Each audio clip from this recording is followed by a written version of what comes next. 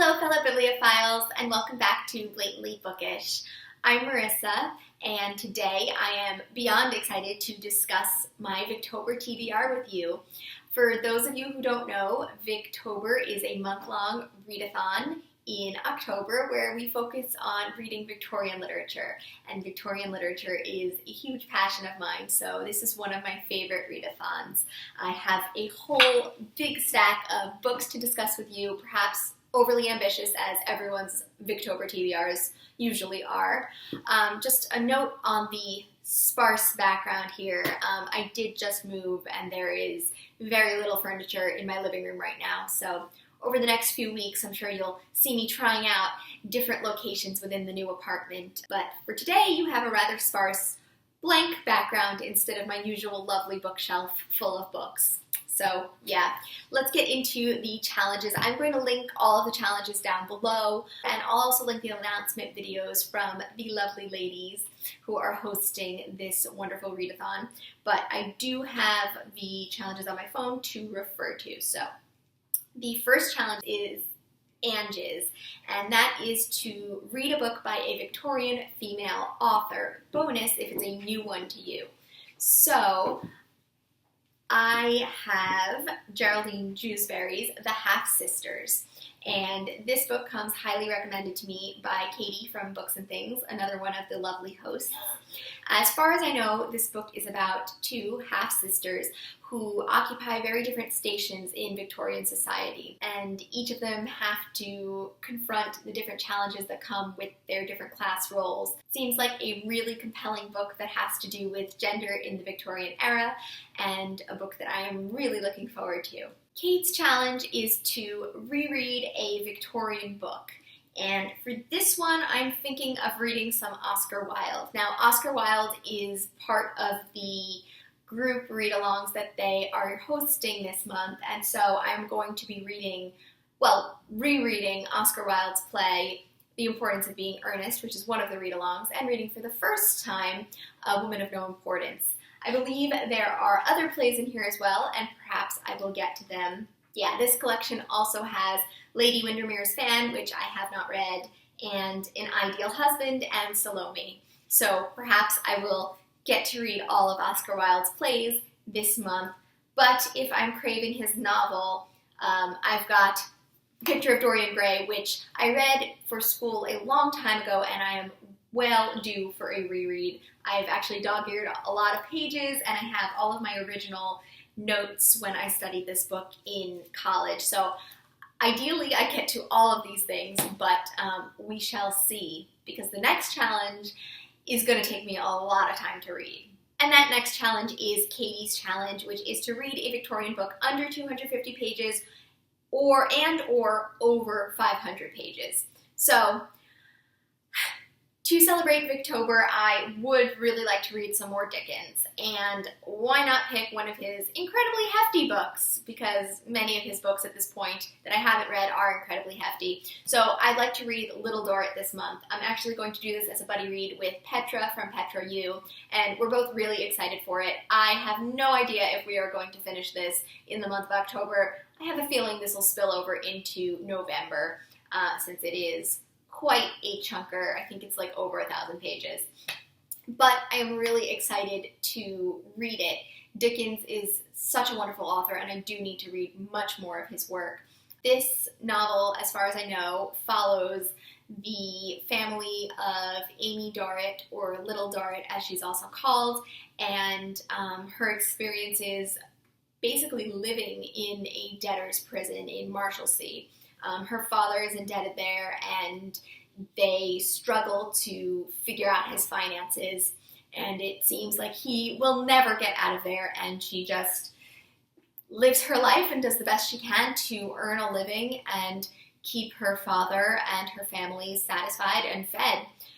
So it seems like a really interesting book. Obviously there are plenty of other plot threads, because it is a Dickens book and it is massive, and all massive Dickens books have plenty of twists and turns and other characters, but I believe Amy Dorrit and her family are the main one. So I'm excited to get to this. And then Lucy's challenge is to read an underrated Victorian book from the same year as your favorite Victorian classic. So this is a really difficult challenge, and I spent a long time researching it, but two of my favorite Victorian classics, both Our Mutual Friend and Wives and Daughters, were both published in 1864, or rather, they're both serialized, but 1864 encompasses their serialization. So I decided to go with The Female Detective by Andrew Forrester, which I had never heard of before and is also published in 1864. So this book is all about the first female detective and is also, as far as I know, the first female detective in fiction.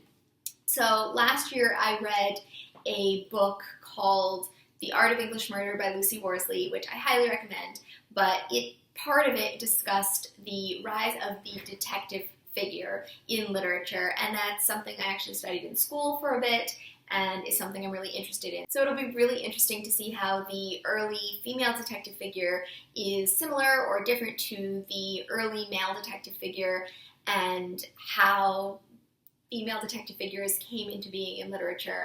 It would be really fascinating to think of this with relation to Agatha Christie books, to Miss Marple specifically as a female detective figure, and even much more modern female detective figures like Ma Ramatsue in Alexander McCall Smith series, the number one Ladies Detective Agency series. So yeah, I'm interested in reading this, giving it a go, and we'll see where it takes me. So those are all the challenges for Victober, besides reading by candlelight, which I don't need to hold up a book for. But that is not the end of all of the Victorian books that I would love to read this month. I have two Victorian books that I've been reading for a while and that I haven't finished, and those are Hard Times by Charles Dickens, which I feel very badly. I started reading in June with summer, and it was amazing, but then I put it down for Jane Austen July and never picked it up again. So I am about 2/3 of the way through. I have not much to go, and hopefully I can finish this in Victober as well. I was really enjoying it, so hopefully I can pick right back up where I left off and remember everything that was happening. And then I've also wanted to finally finish the Barchester Chronicle series by Anthony Trollope. I am most of the way through the 4th book, Framley Parsonage, and I only have about that much left, as you can see. So it's something I hope to get to. Like I said, I hope to just dive into this one and pick up right where I left off. Unfortunately, I'm worried that I won't remember some of the characters because I don't think I've picked this one up in months at this point. This is something I do with books. I put them down for a really long period of time and then try to pick them up again, and sometimes it works and sometimes it doesn't, but I hope in this case it really does, because I have, not sitting with me right now, but in my collection of books piled high in another room that I need to sort still from the move, I have The Small House at Allington and The Last Chronicle of Barsetshire. So I would love to be able to finish the Barchester Chronicles finally, because it is such an amazing series, and Anthony Trollope is such an amazing author. And then, who knows, maybe I'll move on to the Palliser series one day. And then another partially finished book that I really, really should get to is Thomas Hardy's Tess of the Durbervilles. I started this, I can't really recall when at this point, and I was not thrilled with this book. I loved some of Thomas Hardy's other works, Jude the Obscure and Far from the Madding Crowd, which I've read before, but this book was such a slog for me. I don't know, I did not relate well with Tess. I just found her to be dull as a character, and I almost didn't care what happened to her. And I know what happens to her is rather tragic because people cite this book as one of Thomas Hardy's more depressing novels, with Jude the Obscure taking the lead, of course. But I made it about halfway through, and I never picked it up again. I feel like I need to give it another try. It is one of my friend's favorite books of all time, and for me to not even be able to finish it just seems wrong. So I think I'll have to finish this at some point, even if I force my way through it, because, I mean, Thomas Hardy is an amazing writer, and the language of the book was beautiful. I never had an issue with that. It was just the characters and the plot, and I just got kind of bored of it and wanted to move on to something else. But maybe now's the right time to pick it up. We'll see. And then, if I manage to finish all of those, which, based on me having to sort out this move and put things away and organize my new apartment, I probably won't have time to do. But if I miraculously manage to finish all of those books, I have plenty of other Victorian books on my to-be-read list, just maybe not this month. I would love to also read New Grub Street by George Gissing, or really anything by George Gissing. I've heard East Lynne by Henry Wood is amazing. I've got The Moonstone by Wilkie Collins on my, I say on my shelves, but it's on my floor somewhere right now. The Woodlanders by Thomas Hardy, which I hear is much more approachable than Tess. And I'd also like to finish Elizabeth Gaskell's works. I only have Ruth and Sylvia's Lovers left, and I have copies of both of them. So I'd love to get around to them at some point. And yeah, there's just so much I want to read, so much Victorian literature to explore, and I'm sure I will be filming some Victorian-related videos on this channel for you guys. If you have any specific requests of Victorian literature-related videos that you'd like me to film, please list them down below. I'd love to hear what you're interested in hearing about, and I can't wait for Victober, you guys. So yes, have you made a Victober TBR? If so, I'd love to watch it. Let me know down below. What are you reading for Victober? Are you excited? Have you read any of these books? Are there particular ones you can't wait for me to get to? Because sadly, I just may not get to them all, and it would be good to have some priorities in place, which I don't have right now. So yes, I wish you guys the best of Victobers, and I will see you in another video very soon. Bye!